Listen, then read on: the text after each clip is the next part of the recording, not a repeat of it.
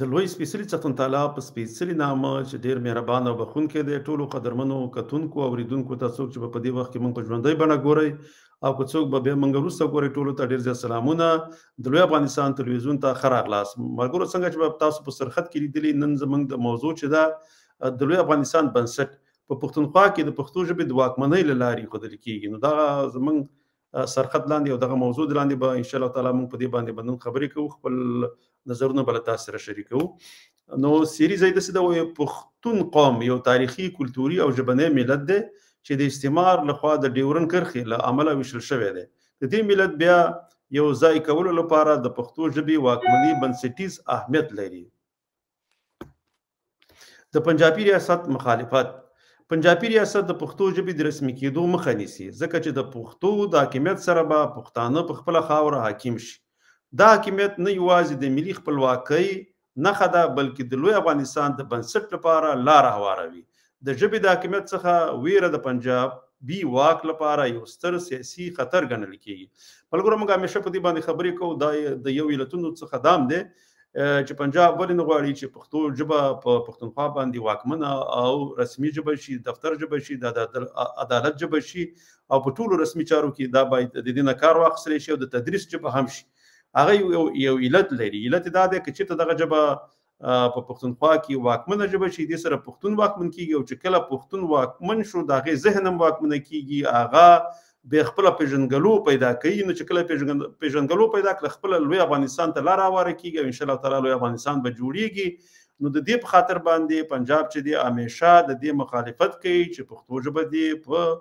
پښتونخوا کې واکمنه، بلوچي ژبه دی په بلوچستان کې واکمنه. نو دې مخالفت ځکه کوي که چې دا قومونه خپل ژبې په ځان باندې واکمنه کړي، د دې سره به د هغې پوهاوی او شعور بیداره کېږي او چې کله هغه بیداره شو نو بیا په دې باندې به پوهېږي چې دوی په پاکستان کې په غلامۍ کې ژوند تیروي او باید دیو د پنجاب د استعمار څخه ځان خپلواکه کړي او ځان ته یو آزاد او خپلواک هېواد جوړ کړي او د لوی افغانستان سره یو ځای شي چې لوی افغانستان جوړ شي. انشاءالله تعالی دا به جوړېږي په خیر سره. بل دی د وسایلو استعمار او ذهني غلامي. پنجاب ته د پښتونخوا خلک نه بلکې د پښتونخوا وسایل پکار دي. له همدې امله پښتانه یا خو غلامان ساتي یا که څوک خپلواک ذهن ولري هغه له منځه وړي. دا پالیسي د وسایلو د غلا، ذهني کنټرول او ملي کمزورۍ یوه بڼه ده. نو دې په خاطر باندې هلته همیشه دوی کوشش کوي چې د خپل نصاب او د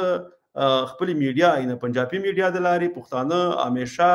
د هغې برین واش کړي او په ذهنونو کې ورته پاکستانیت ورواچوي او د پښتونولۍ احساس هغه ترې واخلي چې دوی خپلواکۍ طرف ته لاړ نه شي. ځکه که چېرته دوی د پښتونولۍ احساس په پښتنو کې زیات شي نو هغه خپله بیا د خپلواکۍ طرف ته ځي او لوی افغانستان به جوړېږي. نو د دې په خاطر باندې د ماشومتوب نه دوی د ماشومانو په ذهنونو باندې کار کوي او د ډرامو، پنجابي ډرامو، د پنجابي میډیا د لارې هم د دوی په ذهنونو باندې کار کوي چې دوی پاکستانیان کړي او پښتونولۍ هغه احساس چې کوم دی هغه ورنه واخلي او خپله د دوی هغه ژبه هم ترې واخلي او د هغې په ځای باندې اردو په دوی باندې واکمنه ژبه کړي چې دوی خپله پېژنګلو د وخت په تېرېدلو سره د لاسه ورکړي. د ملي یووالي ستنه پښتو ژبه ده. نو د ملي یووالي یوازنۍ ستنه چې په هغې باندې به لکه چت ودرېږي هغه چې ده هغه پښتو دی. نه چې لوی افغانستان به په څه باندې جوړېږي هغه چې ده هغه پښتو ژبه ده. ژبه د ملت هویت، ارزښتونه او تاریخي حافظي هنداره ده. د لوی افغانستان لپاره باید پښتو ژبه د واک ژبه شي څو ملي یووالی رامنځته شي. د شعور او مبارزې مرکز پښتونخوا. پښتونخوا د ملي تحریکونو، سیاسي شعور او ادبي تولید مرکز پاتې شوی. دلته باید د پښتو رسمي کول پیل شي تر څو د ملت یووالي بنسټ کېښودل شي. ینه په پښتونخوا کې خو صحیح ده موږ کله کله ګورو هلته ډرامې هم دي، دغه ځای کې ینه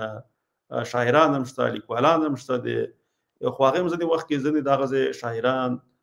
چې دي هغه په خپل شعر کې پاکستان یادوي تر څو پورې چې پښتونخوا یاده کړي او پښتونخوا د ماشومانو په ذهن کې هغه چې هغه څوک اوري دا ورله پکې کېدی چې پښتونخوا ستا خاوره ده او دلته پښتون ولس اوسېږي، خو هغه داسې کار نه کوي. هغه تر څو پورې چې پښتونخوا یادوي کړي هغه پاکستان یادوي. نو که موږ وګورو همیشه پښتانه چې دي د پښتونخوا د پاکستان په سر به پښتنو ته کنځلې کوي، مګر که پښتونخوا په سر څه وي غږ به نه کوي، ځکه چې هغه هم دغه خلکو چې د دوی په دې ذهنونو باندې کار کړی او دوی برین واش کړي دي او پښتو یې ته اخیستلې ده، هغه هم داسې شوي دي چې خپل پیژندګلوي د لاسه تقریبا ورکړې ده صحیح ده په یو څه پښتو به ورته په ژبه ویلو کې پاتې مګر نور هغه ذهن چې دی هغه به د پښتون ذهن نه دی هغه فکر چې دی هغه چې دی هغه د پاکستانیت فکر دی نه پښتونولي په هغې کې نشته نو دې لپاره پکار دي چې پښتانه خپله ژبه په ځان باندې واکمنۍ کړي د ژبني واکمنۍ معنا د تعلیمي نصاب پښتو کول د ادارو ژبه پښتو کول او د خلکو ذهنیت بدلول ژبه چې واک پیدا کړي ملت خپلواکي پیدا کوي لکه څنګه چې مخکې ما په دې باندې خبره کړې ده لکه بنګالین چې یو هغه د خپلې ژبې د خپلواکۍ په خاطر باندې د ټول بنګال چې دی هغه خپلواکه کو او اوس دی هلته بنګالي ژبه واکمنه شوله او ورسره بنګالین چې دي هغه په خپلې خاورې واکمنان شول ګنې که چېرته هغوی کې د خپلې ژبې احساس نه وي او دا سوچ او فکر ورسره نه وي چې موږ باید بنګالي ژبه په بنګال کې حاکمه ژبه کو نو هغه به خپلواکۍ طرف ته نشو تللی هغه چې هغه پوهنتون کې به هغه شاګردانو هغه ځای محصلینو مبارزې کولې چې موږ اردو نه غواړو د اردو په ځای باندې خپله بنګالي ژبه په بنګال باندې واکمنه ژبه غواړو ما هغه چې هغه مظاهرې وکړي په هغې نه پکې یو څو کسان په شهادت باندې د پنجاب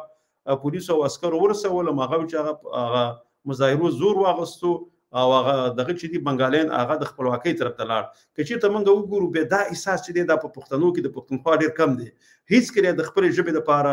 لاریونونه مظاهرې ونه کړي چې موږ دا ژبه د پښتونخوا په ادارو او د پښتونخوا کې رسمي ژبه کول غواړو او دا د تدریس ژبه کول غواړو نو دې په خاطر باندې ځکه چې دوی دا احساس ډېر د پخوا نه اغوستل شوی چې کله دلته انګریزان اوسېدل نو ورو د دوی د خپل هغه د پښتو ژبې نه لرې پاتې کېدل او د دې په ځای باندې بیا په وخت کې انګریزي او دغه اردو چې ورو بیا وروسته دغه ورته قومي ژبه کې په همدې باندې ورسره کار شوی دی او دغه اردو ژبه چې ده دوی ته به ښودل کېدله نو اوس دوی هغه دغه چې دی کوم خپلې ژبې سره مینه هغه کمه ده که موږ وګورو که کله موږ په یو بله سیاسي موضوع باندې کار کوو پښتانه ډېر کیني خو مګر که چېرته موږ کله په پښتو باندې بحث کوو یا د پښتو د رسمي کېدلو په پښتونخوا کې خبرې کوو پښتانه دا نه غواړي ځکه چې هغوی د مینه چې ده د پښتو پر ځای باندې هغه د اردو او انګریزي ژبې سره ده موږ لکه څنګه چې ما ویلي دي دا که چېرته په پښتونخوا کې پښتو ژبه واکمنه کېږي دوی به خپل پیژندګلو پیدا کوي او خپل تاریخ سره به مینه پیدا کوي خپله به لوی افغانستان جوړېږي نو په کار دا ده چې دغلته دغه ځای دغه ځوان نسل دا باید په دې فکر کې شي خاص کر په کوم یو چې په پوهنتونونو کې دي ورته یونیورسټي وایي کالجونو کې چې دي دا راپاڅېږي او دوی دا لاریونونه مظاهرې راوباسي چې موږ خپله پښتو ژبه د پښتونخوا رسمي کېدل په پښتونخوا کې رسمي کېدل غواړو په همدې کې تدریس او دا د ښوونې او روزنې ژبه کول غواړو نو دې دپاره بیا لاریونونه پکار دي چې دا راوځي خلک یې وغواړي نو بیا حکومتونه مجبوره کېږي چې هغه ورکړي دې سره که بیا کلته دا تدریس یې وکړه په پښتو شي یو څو کاله بعد خپله بیا دا د لوی افغانستان دپاره د حل لاره پیدا کېږي نو ما څنګه چې مخکې ویلې لکه د ځینې سلایډونو کې مخکې تیر شولو چې هغوی لکه پنجاب دا کار دوی ته نه پرېږدي چې دغه پښتو ژبه چې ده دا د په پښتونخوا باندې واکمنه ژبه شي ځکه هغوی دې پوهېږي که چېرته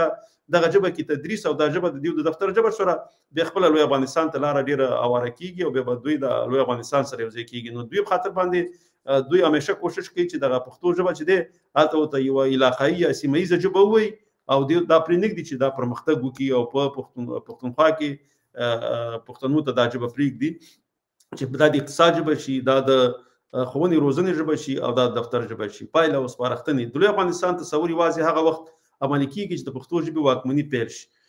دا به د ملي یووالي واک او پرمختګ بنسټ وي راځئ چې په خپله ژبه ویاړ او خپله خاوره پیاوړې کړو نو ما خو خپل دغه کوم پرزنټیشن چې جوړ کړی و هغه ما زه دې ولوستو او زه ما خپل نظر هم له ملګرو سره پرې شریک کړو